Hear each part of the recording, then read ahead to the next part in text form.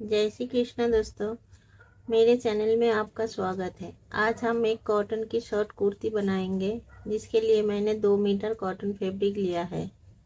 इस कुर्ती के नीचे मैंने राउंड शेप दिया है, जिसको मैं कैसे फिनिशिंग किया है वो मैं इस वीडियो में शेयर करूंगी।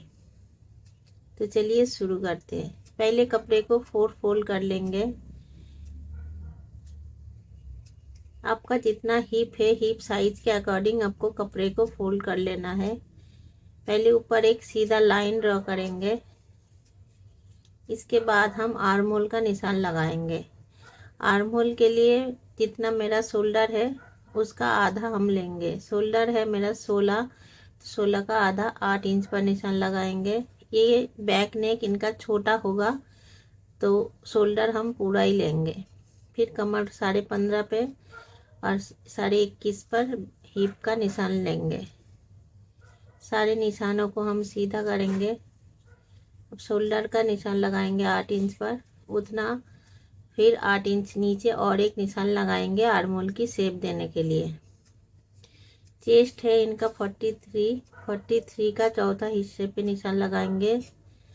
कमर है इनका 40 का चौथा हिस्सा 10 पे निशान लगाएंगे। और हिप है इनका 46, तो 46 का चौथा हिस्सा निशान लगाएंगे। गले के लिए हम 3.5 इंच टिप लेंगे। आर्म होल के लिए निशान को हम मिलाएंगे और फ्रंट आर्म होल के लिए और एक निशान 1/2 इंच दूरी पे और एक निशान लगाएंगे।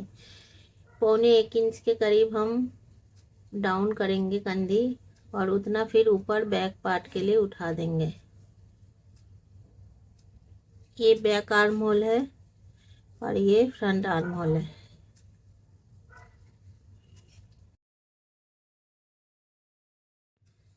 सारे निशानों को मिलाने के बाद अब सूट का लेंथ का नाप लेंगे। लेंथ है इनका 31, तो हम 32 पे निशान लगाएंगे। और नीचे ज़्यादा मार्जिन नहीं रखेंगे, क्योंकि इसका नीचे का जो पार्ट है वो राउंड शेप में है।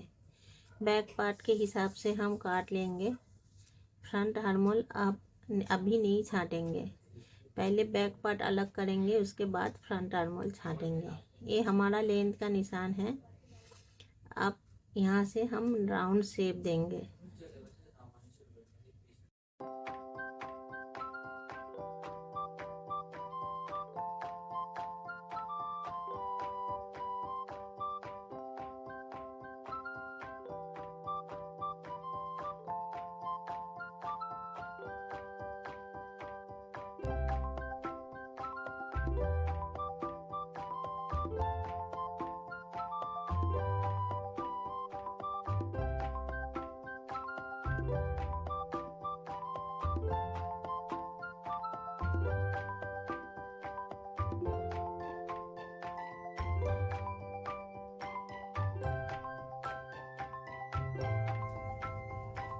अब बैक पार्ट को अलग करके हम फ्रंट आर्म होल छाटेंगे।